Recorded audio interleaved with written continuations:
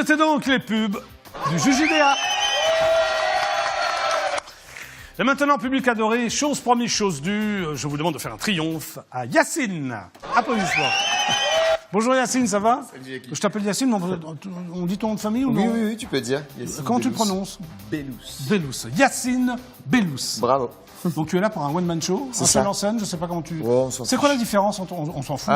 Bah, est-ce qu'il y a une différence y a des entre gens un seul en scène et un one-man show? Non, il y a des gens qui essayent de faire des étymologies, mais c'est compliqué. One man show, ça veut dire un mec tout seul sur scène, et seul en scène, ça veut dire un mec tout seul sur scène. Mais seul en scène, c'est un peu plus sexy. Oui, donc on va dire seul en scène. On peut dire ce qu'on veut, oui. Oui, d'accord. Donc c'est au théâtre dès 10h ou de 10h? De 10h. De 10h, les jeudis, vendredis et samedis à 20h15 précise. Parfait, c'est ça, c'est exactement ça. C'est boulevard de Clichy? Boulevard de Clichy. Et Voilà. c'était le théâtre de 10h parce que c'est l'un des premiers théâtres à avoir ouvert des spectacles à 10h. Avant, ça se faisait pas. Je ne savais pas. Ils ont ouvert, nous, ils ont dit non, on est des dingues, on a 2 spectacles, un à 20h, un à 10h. Alors comment s'appelle ton spectacle?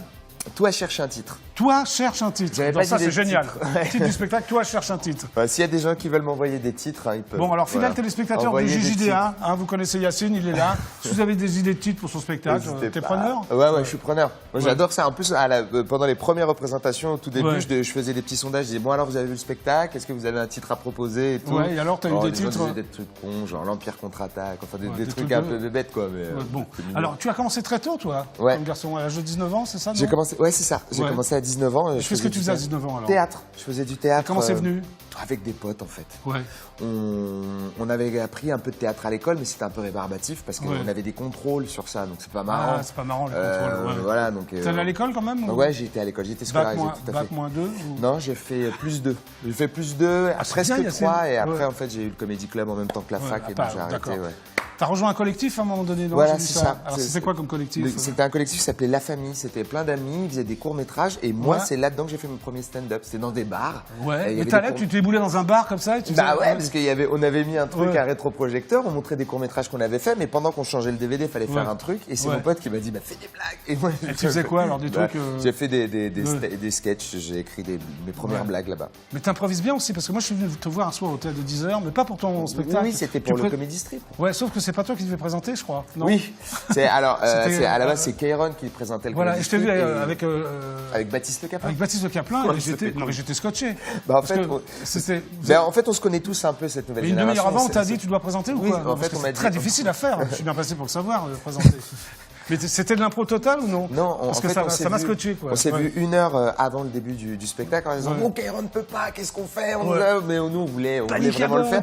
Et on a pris une feuille comme ça, et puis on a écrit plein de choses et plein de blagues. Voilà, le sketch, voilà. Des conneries, exactement, en disant, bon, toi tu fais ça, moi je fais ça, toi tu fais ça, puis on s'aime bien avec Baptiste, donc on a réussi à improviser bien ensemble. Ouais, c'était vraiment C'est mieux bien. que ce soit avec des gens qu'on connaît quand même. Bon, donc c'est en 2006 que tu fais le Jamel Comedy Club? Ouais, je fais le Comedy Club en 2006. Alors comment ça se passe? Comment tu as rencontré Jamel? Je suppose c'est lui qui décide ou non?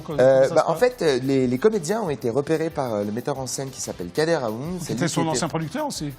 Non, mais c'était son metteur en scène. C'est le metteur en scène de Jamel. Que j'ai rencontré d'ailleurs, fort sympathique. Oui. Donc il t'avait repéré? Voilà, il repérait les comédiens et puis c'est lui qui décidait un peu de la programmation. C'est génial, il se passe plein de trucs. Ah oui, le JJDA, ça passe. Non mais si ça te trouble, on passe pas. Et il choisissait les comédiens avec Jamel. Voilà. Tous les deux choisissaient tous les comédiens. T'as passé un casting? Non, pas du tout. C'était pas du tout rébarbatif comme un casting. Donc en fait, comme ce que tu m'as vu sur scène, tu sais, tu m'as vu sur un plateau d'humoristes, il y avait plusieurs autres humoristes. Et on fait beaucoup ça, nous, pour travailler nos sketchs, le matériel, changer les choses. Je faisais ça, et le metteur en scène m'a vu là, et après a dit, ok, c'est intéressant, on peut travailler. Et puis au fur et à mesure, ça s'est bien passé, et on a participé au Comedy Club avec plein d'autres humoristes. T'es resté combien de temps au Comedy Club? Je suis resté 5 ans. Et ça t'a servi de tremplin? C'était un peu une école, c'est fantastique. Bah oui, c'est génial. Quand Jamel Debbouze dit, voilà, mesdames et messieurs, il y a Yacine qui est là, toi tu passes peut-être. En fait, tu passais sur Canal aussi, non? Bah oui. Ouais, voilà. Donc c'est vraiment il y a chouette, bon, quoi. Ouais. Donc il y a bon. Ouais, c'est très très bien. Très bien. T'as fait une web TV aussi avec non? Une web TV? Ah, une web série. Une web série, pardon. Avec Dedo, l'histoire racontée par les chaussettes. Ouais, Dedo qui est venu d'ailleurs il y a un mois. Oui, il m'a dit. C'est quoi l'histoire racontée par les chaussettes? En fait, c'est parti d'un délire. Le titre est bien, quoi. L'histoire racontée par des chaussettes, la série, c'est le titre. C'est l'histoire racontée dans un petit théâtre de marionnettes, dans un décor avec du carton-pâte et tout. On se met des chaussettes chaussettes qui sont très bien faites par une costumière qui s'appelle Nadia Raymond, avec des perruques de chaussettes, des vêtements de chaussettes, qui sont tout le bras comme ça, et on parle ensemble. Comme ça, mais qu'est-ce que ça donne, par exemple? Tu peux me faire un petit truc? Non. Et là, il faudrait ma chaussette. Il faudrait qu'on enlève nos chaussettes. Moi, ça va prendre du temps, là, parce que là, je sens qu'il est capable. Mais je suis capable de le faire. Je sais. Ouais. Au moment où tu me l'as proposé... Je sais, t'as réfléchi, t'as regardé tes pompes. Oh, je suis sûr qu'il est capable. Et toi? Moi, je suis capable aussi. Ouais. J'ai pas d'idée, mais je suis capable. Ah ben non, mais si t'as pas d'idée, on fait pas, alors. Bon, d'accord, ok. Bon, t'as fait le Move aussi, la radio Le Move? Ouais, pendant 1 an. Alors c'était quoi ça? Tu présentais une émission? Eh ben, je présentais une émission avec 2 autres collègues humoristes, il y avait Dedo et Shirley Soignon. Oui. Et on présentait une émission. J'ai reçu aussi, Shirley. Ouais, très sympathique. Ouais, et sympa, on arrivait à faire une sorte d'émission avec des sketchs écrits chaque semaine. Donc il fallait qu'on écrivait énormément de sketchs.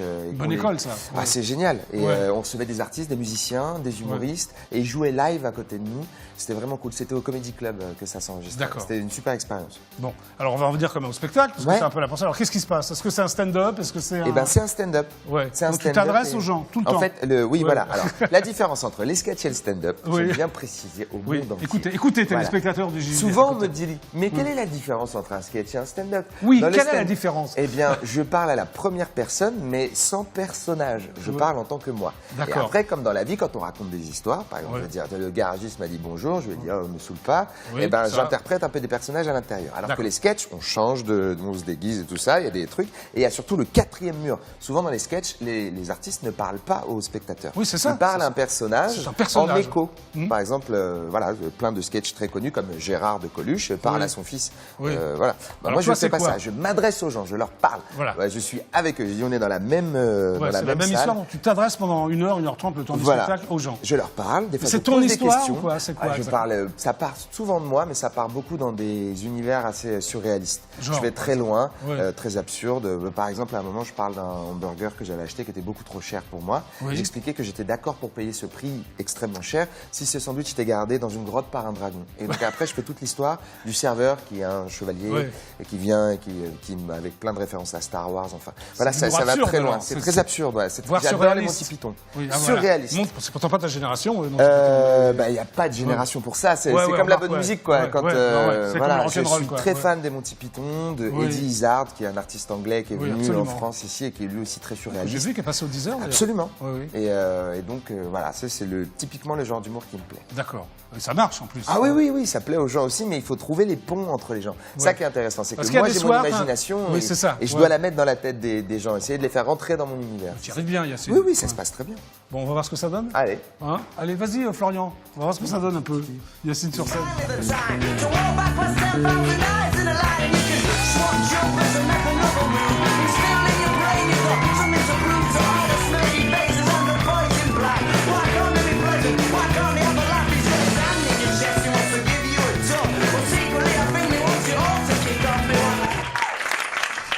Bonsoir. Je suis un humoriste, mais qui débute. Alors donc c'est chaleureux, il y a plein de monde, je suis très content. Je suis en voie de développement, moi. D'accord? C'est-à-dire, voilà. Je suis comme des petits pays en voie de développement dans le monde. C'est-à-dire que si l'humour c'était la carte du monde, moi je serais l'Ouzbékistan ou le Portugal. Voilà. Des endroits, t'en entends parler, mais tu paierais pas encore pour aller voir vraiment ce que c'est en vrai. Tu vois? Mais on a décidé de sauver le Portugal. Le Portugal a failli fermer, vous êtes au courant. Le Portugal a failli fermer en tant que pays. C'est-à-dire qu'on n'aurait plus dit le Portugal, on aurait dit vers là-bas. Vous savez que ça a failli fermer c'est ouf. Mais on a décidé de sauver le Portugal. Comme les abeilles, les baleines, le Portugal. 3 trucs. Le Québec est pour moi vraiment le pays le plus sympa parce que vraiment la population est cool. Ils ont la réputation d'être gentils et c'est vrai. C'est-à-dire qu'ils sont vraiment super sympas. En plus, ils ont un accent marrant. Donc, ce qui fait que tout est marrant, en fait. Toutes les phrases deviennent drôles. Même si vous avez des mauvaises nouvelles à apprendre dans votre vie personnelle, je vous conseille fortement de les apprendre au Québec. Payer le billet d'avion, ça vaut le coup. Même si c'est des trucs tristes, des trucs graves, des trucs... allez au Québec, ça passe. Vous avez le cancer. Tu fais... ça passe bien quand tu le dis. Répète. Non, c'est un grand problème, mon bon ami. Non, j'aime bien quand c'est toi qui le dis. Ouais, c'est cool. Le seul problème, c'est les filles. Les filles au Québec, c'est compliqué. Surtout si vous êtes célibataire et que vous voulez un peu draguer en vacances. Parce qu'en même temps, j'étais en train de penser à un truc. Souvent, les humoristes disent ouais, j'ai des problèmes avec les filles, j'arrive pas à draguer, machin, c'est chiant. Non, moi, je baise. Voilà, ça, non. C'est important que tout le monde le sache, en fait. Voilà. Je vous laisse un temps pour vraiment l'apprendre. Voilà, excusez-moi. Voilà, mais maintenant, on reprend le... Voilà, donc je baise. Et au Québec, elles sont différentes culturellement. Parce qu'en France, quand on fait l'amour, on ne parle pas. On fait un peu des bruits, genre oh, ah, ma chérie, j'ai un pied dans l'œil. On parle seulement dans ce cas-là. Au Québec, elles disent des phrases. J'ai fait le top 4 des pires phrases que moi ou des potes on a entendues au Québec. Numéro 4, c'était tape au fond, tape au fond. Donc la situation, des bougies, tu mets une belle ambiance, la musique, tape au fond. Au fond, mon bon ami. En 4. Juste au-dessus, en numéro 3, elle m'a dit coule à moi, grand démon. Coule à moi, grand démon. Pour moi, c'est un fantasme d'une villageoise du 15e siècle. Pour moi, c'est le fantasme de quelqu'un qui fait soi-même ses vêtements. Ils sont dans une cabane en rondin et elle dit alors, c'est quoi ton fantasme, Christine? Arrête de tricoter le seigneur du village, j'ai pas encore là. Dis-nous ton fantasme. Je peux pas dire mon fantasme, c'est gênant. Allez, dis-nous ton fantasme. Et puis c'est bientôt la nuit, il va falloir qu'on dorme. On est au 15e siècle, pas d'électricité. Bah, je te dis mon fantasme, mais tu répètes à personne. Je veux qu'un grand démon coule à moi. Christine est une sorcière. Ils l'ont brûlé ce jour-là. Ça, seulement 3. En numéro 2, alors là il faut se remettre dans la situation, elle m'a dit ça sur le ton du secret. C'est-à-dire que vraiment c'était s'est rapproché doucement et elle m'a dit fous-y un doigt dans le péteux.